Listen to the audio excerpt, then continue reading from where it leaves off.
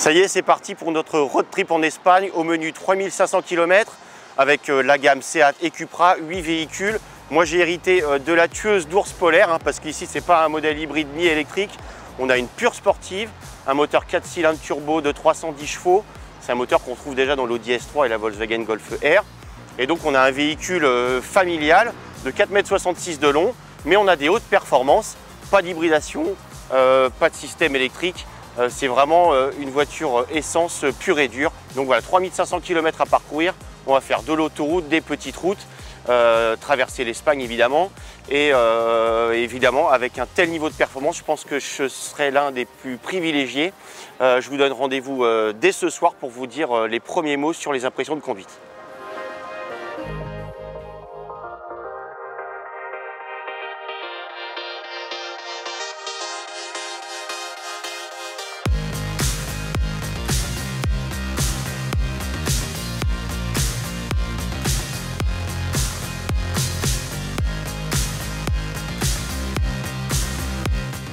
Premier point, après environ 400 km à bord de la Cupra Leon ST.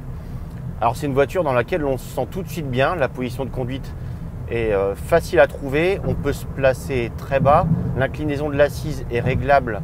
Donc ça c'est plutôt pas mal. Puis là on a des réglages électriques donc ça permet d'ajuster très précisément. J'aurais aimé pouvoir régler la longueur d'assise. Bon, on a l'inclinaison réglable, c'est déjà pas mal. Et puis en plus pour des sièges sport, ce sont des sièges plutôt confortables, c'est moelleux au milieu.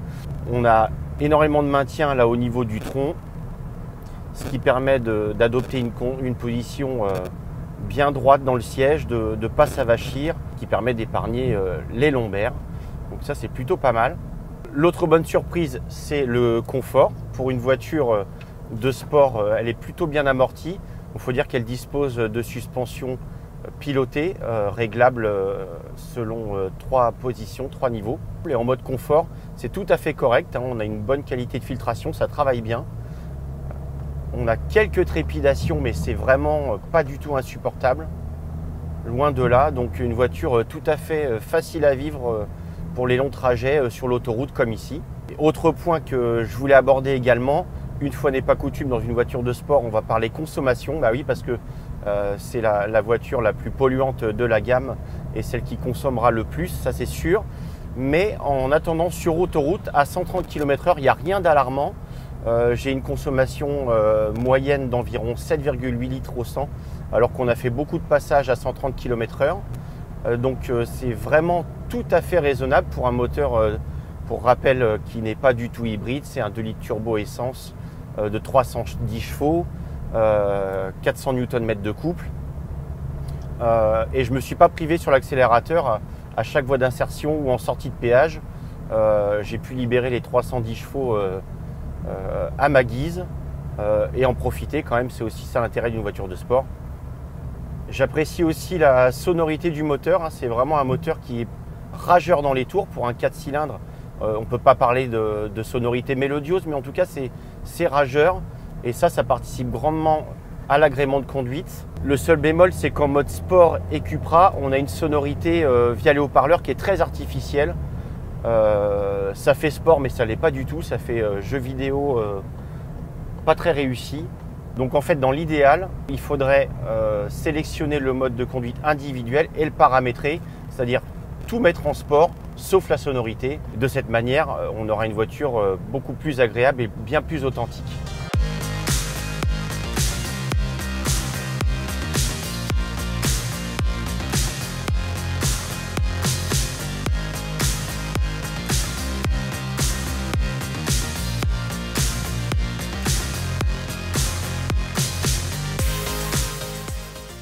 Ça y est, notre premier trajet se termine, 1000 km en une journée. C'est pas de tout repos, on est quand même fatigué. Mais en tout cas, moi la voiture, elle m'a été d'une aide précieuse parce qu'elle est, malgré son caractère sportif, elle est très agréable à vivre. Ce qui est déterminant, c'est la position de conduite évidemment. Les sièges sport sont un motif d'achat à eux seuls. Ils sont moelleux, on est bien maintenu au niveau des dossiers. L'assise inclinable, c'est parfait, il n'y a pas à dire, une position de berline, c'est quand même très agréable avec un volant bien droit juste en face. On est littéralement lové dans la voiture. Et ça, pour voyager, il n'y a pas à dire, c'est quand même d'une aide précieuse. Le seul bémol, c'est que pour l'instant, je ne m'y retrouve pas tout à fait dans le système multimédia GPS. J'ai beau avoir l'habitude des systèmes du groupe Volkswagen, j'ai toujours un peu de mal à m'y retrouver quand je reprends une voiture du groupe. Heureusement, l'instrumentation, elle est claire, elle est lisible. On se retrouve facilement dans les menus de l'ordinateur de bord, du GPS. Voilà, ça c'est le point positif. Ça rattrape le système multimédia tout tactile qui commande la clim, qui réclame toujours un peu d'attention pour s'y retrouver dans les menus.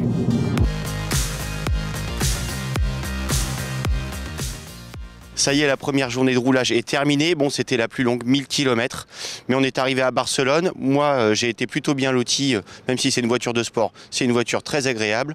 Et je suis plutôt pressé d'aller à Valence demain parce qu'on aura encore de belles routes à faire. Et en plus, on a la visite de Seat, du musée Seat, le matin. Donc, une journée qui s'annonce pleine de bonnes surprises.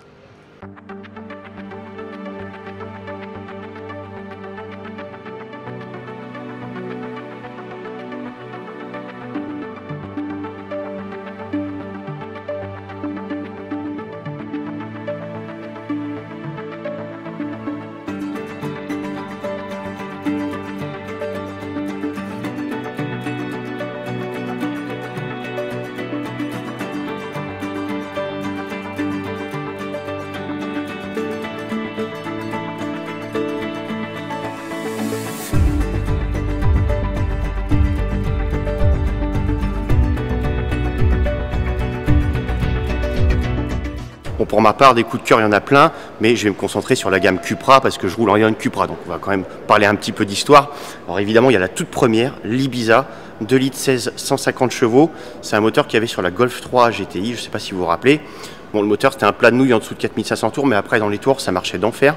Et en look, c'était très réussi, parce qu'on avait des très jolies jantes blanches. Et voilà, 2 litres 150 chevaux dans une voiture de 3,80 m, c'était quand même balèze. Pour rappel, on était en 1996. Après, on a eu d'autres modèles, notamment celle-ci, la troisième. Pourquoi? Parce que bon, il y avait un moteur 1,8 litre turbo 150 chevaux classique, mais c'est à ce moment-là que le diesel a commencé à être sportif. Et cette génération d'Ibiza Cupra recevait un 1,9 litre TDI de 160 chevaux. Donc ça, c'était assez exceptionnel. Bon, le diesel, on en pense qu'on en veut en matière de sport, mais en tout cas, ça donnait des performances assez exceptionnelles. Beaucoup de couple à bas régime. Ça faisait 29 secondes au 1000 mètres départ arrêté et ça consommait 5 litres au 100 en allure cool. Donc ça, c'est vraiment super. Et après, on va passer à la Leon. Pourquoi la Leon? Parce que déjà, les toutes premières générations, elles avaient quand même un look assez sympa. Et puis surtout, dans sa version sportive Cupra, elle recevait le V6 204 chevaux 2,8 litres de la Golf 4 contemporaine. Forcément associé à une transmission intégrale avec différentiel Haldex, donc comme le modèle que j'ai, donc pas 4 roues motrices permanentes, c'est des roues arrière enclenchables. Voilà, puis alors, ce moteur, c'est le moteur VR6 qui fait un bruit d'enfer, et rien que ça, c'est un motif d'achat à lui seul.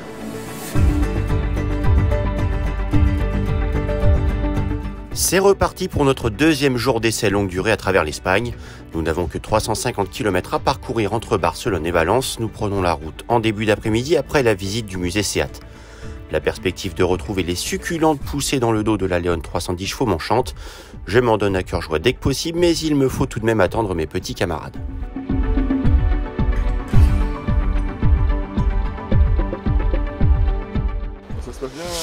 Toujours plutôt bien, ouais, en plus il fait beau, moi je suis le seul à avoir le toit ouvrant en plus, donc tu vois, j'en profite. Qu'est-ce qu'il y a le toit ouvrant? Ah, le Taraco, ouais. Ah, voiture familiale, voiture de bon vivant. Donc non, ça se passe plutôt bien, cool.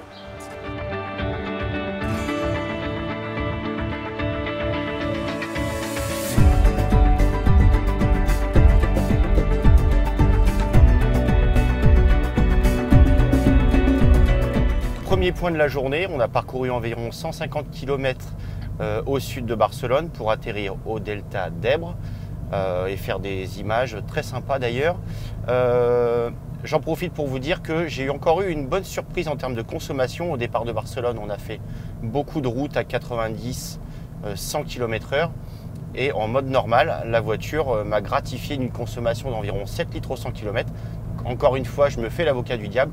Cela dit, il y a un revers à la médaille, c'est que En mode normal, la boîte de vitesse est très typée éco, c'est-à-dire qu'elle maintient très souvent le régime moteur en dessous de 2000 tours minute, voire 1500 ou 1300 tours minute. C'est un régime où le moteur n'est pas très à l'aise, creux et un peu vibrant, donc c'est pas très agréable. Et quand on appuie à un tiers ou voire la moitié de la pédale, des fois on aimerait qu'elle rétrograde pour relancer et elle ne le fait pas, donc ça c'est pas très sport.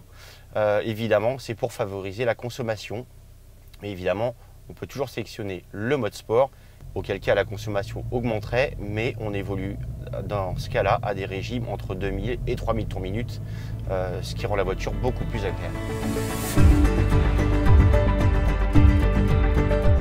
Bon, il faut que je vous parle. Là, on a quitté l'autoroute pour emprunter une petite route de montagne vraiment sympa. Et là, ça me permet de bien jauger les capacités de la Leon Cupra ST. Et je dois dire que je suis agréablement surpris parce que déjà, le moteur est rageur dans les tours avec une sonorité très sympa. Et le comportement routier est vraiment drôle. On a un train avant assez accrocheur, réactif. On n'a pas beaucoup de sensations dans la direction. Et ce qui change de l'ordinaire, c'est que le train arrière est assez mobile à l'inscription. On vient sur les freins, on inscrit la voiture sur les freins, il accompagne de manière progressive, donc ça ajoute au dynamisme dans les passages serrés. Voilà, là j'ai même pas eu besoin de mettre du frein et ça pivote. Donc quand on déconnecte le SP, ça rend vraiment un comportement hyper dynamique, hyper enjoué. Donc ça c'est très sympa. Les mouvements de caisse sont plutôt bien maintenus en plus. Voilà. Ah ouais, elle pivote vraiment bien. C'est équilibré, c'est réactif, c'est une très bonne surprise. Si on avait un peu plus de sensations dans la direction, ce serait parfait. Plein de petits virages. La vue est magnifique en plus. Ça va tomber par terre. Bon, on va éviter de tomber par terre. Parce que le ravin, il est profond. Oh ouais, ça pivote généreusement. Là, il n'y a pas beaucoup de dégagement et pas beaucoup de place pour réaccélérer. Mais on sent que la transmission, elle est un peu typée propulsion à la réaccélération, ce qui permet de profiter justement de l'agilité du châssis. En plus, il y a du frein. Donc non, vraiment une bonne surprise. Non, décidément, cette Leon, c'est vraiment une bonne surprise. Pourquoi je vous dis ça? C'est pas parce que par rapport à une Audi S3, par exemple, avec laquelle elle partage moteur et transmission, elle est plus fun, plus drôle. L'Audi S3, elle est très sérieuse au niveau du train arrière. Ça bouge pas. C'est très efficace, mais hyper rassurant et très peu ludique. Et là, vraiment, on a affaire à une voiture très ludique. Bon, par contre, à ce rythme-là, il n'y a pas de bonne surprise en termes de consommation, même si on est autant descendu qu'on est monté. La consommation s'établit à 36 litres au 100 km. Là, pour le coup, c'est ni écologique ni économique. Mais quand on aime, on ne compte pas. Ça y est, on arrive au terme de cette deuxième journée d'essai. Une journée un peu particulière, 330 km seulement, mais des routes de qualité. Bon, on a fait un petit peu d'autoroute évidemment, mais on a fait surtout des routes de montagne très sinueuses. Et je dois avouer que la Cupra s'est plutôt très bien comportée, malgré son gabarit. C'est une voiture efficace, agile, avec un super moteur très performant. Demain, on passe à autre chose. Je vous donne rendez-vous dès demain.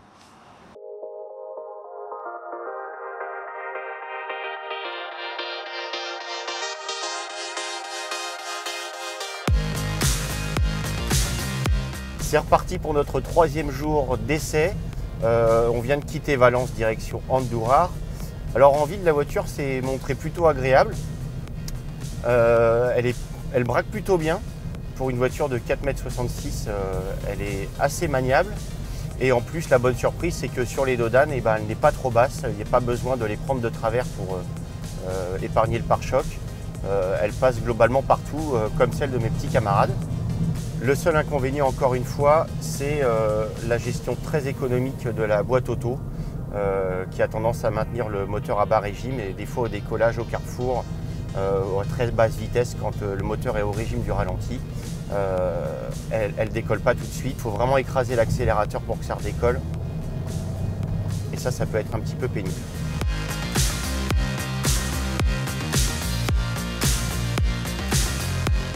Nous sommes à mi-parcours de notre trajet du jour et je voulais pousser un petit coup de gueule. Pourquoi? Parce que ma Leon Cupra, elle est équipée d'un toit ouvrant et sur tous les véhicules du groupe Volkswagen, quand vous ouvrez le toit, vous avez toujours un éco-conseil sur l'ordinateur de bord qui vous dit résistance à l'air, fermez le toit ouvrant. Alors j'avoue que ça me laisse pantois parce que quand on a dépensé beaucoup d'argent pour une option qu'on apprécie, on n'a certainement pas envie d'avoir des messages éco-culpabilisants. Voilà, il y en a marre, c'est dit.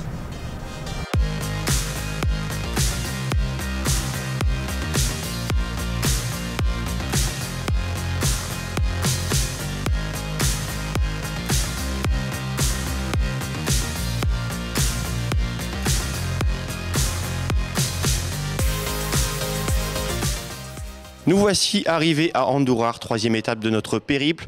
On a parcouru 450 km environ depuis notre départ ce matin de Valence. Route assez classique, quoique un peu vallonnée. Les 310 chevaux n'étaient pas de trop pour échapper aux pièges tendus par les camions. Et on a eu aussi beaucoup de revêtements très cabossés.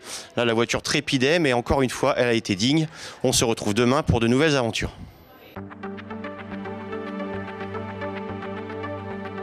C'est parti pour notre 4e jour de voyage. Nous sommes partis ce matin du village d'Andújar où nous avons séjourné, direction Huelva sur la côte sud de l'Espagne.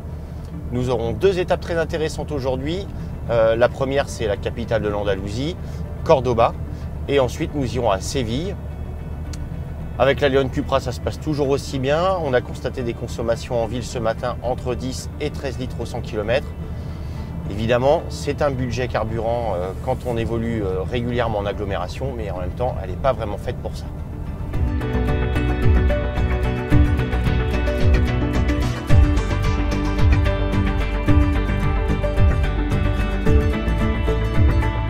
Ah, voilà, on a l'homme du soleil là. Ouais, effectivement, moi je suis un peu habitué aux chaudes températures, j'aime bien les canicules.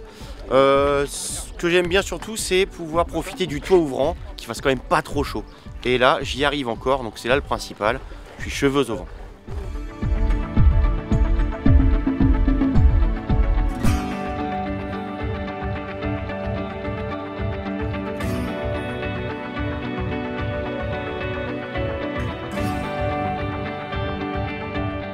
Premier point, après notre visite de Cordoba, j'évolue encore sur l'autoroute. Ce que j'apprécie quand même, c'est la conduite autonome de niveau 2 qui est plutôt aboutie. Contrairement à d'autres véhicules, il n'est pas nécessaire d'agir constamment sur la direction pour éviter des alertes d'attention de conduite. Avec la León et en général et évidemment avec toutes les voitures du groupe Volkswagen, tenir le volant de 2 doigts suffise et la voiture se débrouille toute seule, elle reste bien centrée dans sa voie. Le régulateur adaptatif fonctionne très bien. Il faut anticiper un petit peu les dépassements d'autres véhicules pour éviter d'avoir des freinages brusques. Mais une fois qu'on a compris le système, la conduite est très fluide et très reposante. En même temps, ça évite les excès de vitesse. Avec une voiture de 310 chevaux, c'est pas un luxe.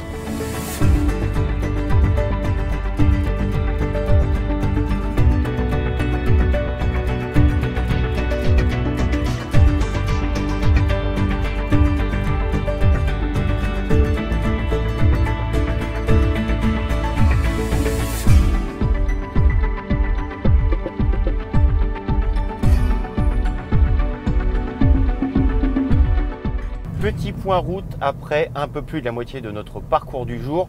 On est allé à Cordoue, ensuite Séville. Séville extraordinaire, c'est vraiment magnifique, riche de culture, en architecture c'est splendide, c'est sans doute l'une des plus belles villes d'Espagne, en tout cas moi c'est une de mes préférées. On va bien entendu atterrir à Huelva, mais avant on a trouvé un super petit village qui s'appelle El Rocío. Et El Rocío c'est un village complètement hors du temps qui ressemble à un village western, un village mexicain, posé sur le sable et ça a l'air vraiment magnifique, donc on va aller y faire un tour et puis ça permettra de mettre la transmission de ma Cupra à l'épreuve du sable. Voilà, à tout à l'heure.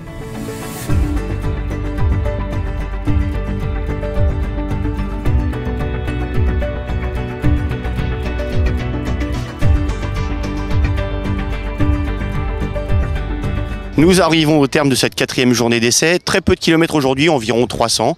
Mais une journée très culture avec Cordoba déjà, Séville et comme vous voyez ici, un superbe village hors du temps posé sur le sable, sans signalisation.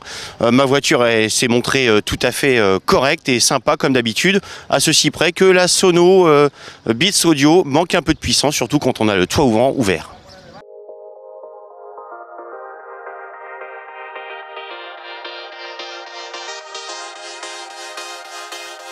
Nous sommes à l'aube de notre 5e journée d'essai. Nous quittons ce matin Huelva pour rejoindre Tolède et cette journée ne s'annonce pas de tout repos.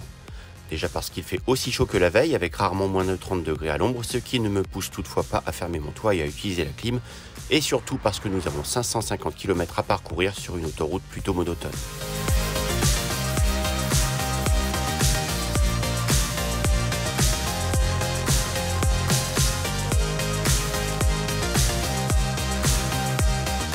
Petite pause avant d'arriver à Tolède. On vous a beaucoup parlé conduite durant ces 5 jours. Là, on va parler un petit peu de modularité. Pourquoi ? Parce que la Leon ST, c'est une voiture assez exceptionnelle maintenant sur le marché. Des breaks compacts sportifs, il n'y en a plus. Il n'y en a plus qu'une. C'est la Mercedes CLA Shooting Brake 35 AMG, mais c'est beaucoup plus cher et le coffre est petit. Là, vous allez voir, on a 620 décimètres cubes, c'est 220 décimètres cubes de plus, non 240 décimètres plus supplémentaires par rapport à la berline. Vous voyez là, 620 décimètres cubes, c'est vraiment très spacieux pour une famille de 4 personnes, c'est largement suffisant. En plus, bon, pas de système exceptionnel, mais on a une banquette 2 tiers, 1 tiers qui se rabat quand même hyper facilement avec 2 tirettes. La voiture n'a rien inventé, mais c'est toujours très pratique. Et on a le double fond réglable en hauteur qui permet d'obtenir un plancher plat pour les gros chargements. Bon, on va pas charger la commode Louis XV de Tata Suzanne, mais en tout cas, on a quand même un volume très correct.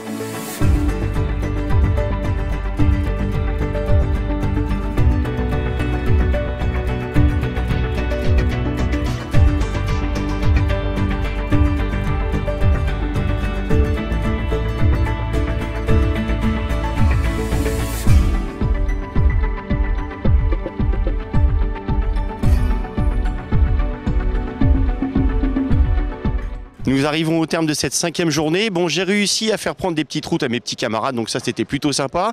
Et j'ai eu aussi l'occasion de tester le système du toit ouvrant parce qu'il y a eu beaucoup d'alternance de pluie et d'éclaircies. Je l'ai ouvert et refermé à peu près 327 fois et je peux vous le dire, le système est assez fiable. Le 6e trajet de notre essai longue durée nous conduit au désert des Bardenas à environ 400 km où nous attend un décor de western. Malgré plus de 3000 km accumulés en quelques jours, la Cupra et ses 310 chevaux donnent toujours envie de rouler, d'autant que la voiture ne me cause aucun souci. Contrairement à mes petits camarades, mon système multimédia GPS se montre fiable à défaut d'être simple d'utilisation. Décidément, cette Cupra ne manque pas d'atouts, auxquels on ajoutera également une finition impeccable, même si la présentation manque un peu de fantaisie, ainsi que des places arrière plutôt confortables avec un espace aux jambes tout à fait satisfaisant, une banquette bien creusée et un réglage séparé de la clim.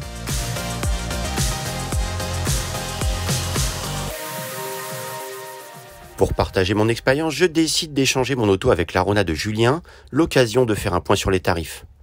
Compte tenu de ses prestations globales et de ses performances, cette Leon Cupra ST à 4 roues motrices n'est pas hors de prix avec un ticket d'entrée fixé à 50 340 €, soit 1240 € de plus qu'une version hybride rechargeable de 245 chevaux ou 53 540 € pour cette finition Cup qui ajoute la sellerie cuir et des bas de caisse spécifiques, soit peu ou prou le tarif d'une Renault Mégane RS. Tentant donc, sauf que l'Espagnol écope ici d'un malus de 12 000 € minimum, soit plus de 65 500 € au total. Un tarif prohibitif pour cette sportive ultra polyvalente donc, mais sachez que si vous souhaitez limiter la casse, il est toujours possible d'opter pour une version 300 chevaux à 2 roues motrices moins chère et 2 fois moins taxée. Le prix d'appel est alors réduit à moins de 60 000 €.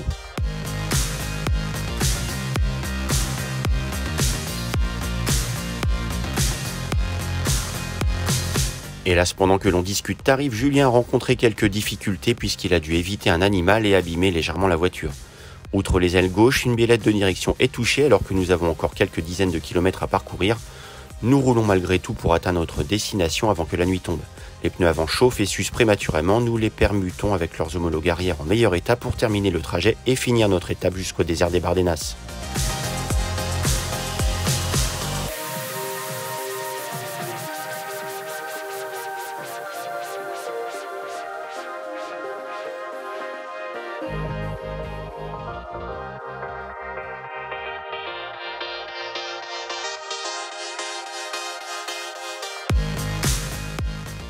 Fin de cette 6e journée d'essai après 400 km. On a atterri au désert des Bardenas, c'est un endroit qui est merveilleux. Et en plus, on a atterri aussi dans un hôtel troglodyte. Moi, j'en rêvais. Merci Caradisiac de nous offrir ce cadeau.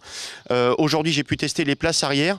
Voiture spacieuse, assise un petit peu basse, mais on est plutôt bien installé. En plus, on a un réglage de clim séparé. Donc pour les enfants, c'est plutôt agréable.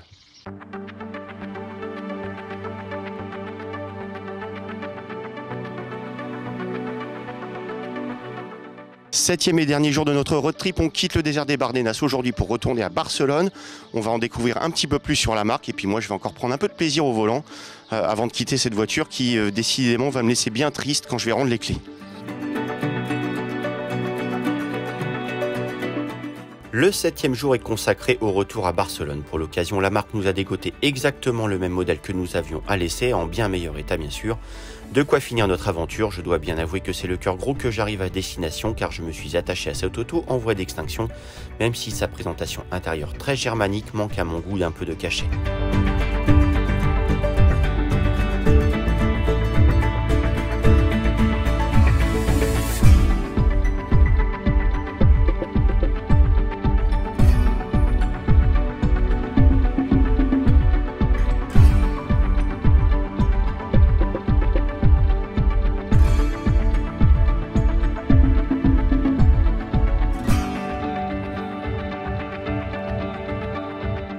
Je trouve ça très joli, mais ce qui me fait peur, c'est qu'il n'y a plus du tout de boutons. Et là, il y a les fameuses commandes à retour haptique sur le volant. Chez Volkswagen, je déteste ça. Les vitres électriques, il n'y a que 2 boutons avec un bouton switch pour commander celle de l'arrière. Ça, c'est une catastrophe d'un coup Volkswagen, je déteste. Et l'écran, je le trouve vraiment très grand, très imposant. Après, en termes de design, c'est quand même assez réussi. La console suspendue, c'est très joli. Le matériau est sympa, il fait cossu. C'est solide, quoi.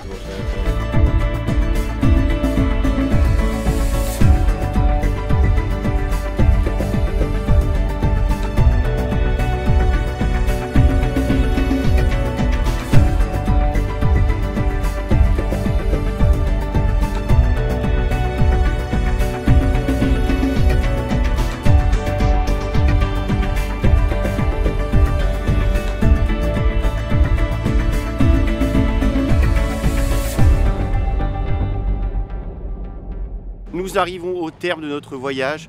C'est avec une certaine émotion qu'il va falloir rendre la voiture. On a eu la chance que Seat nous trouve exactement le même modèle.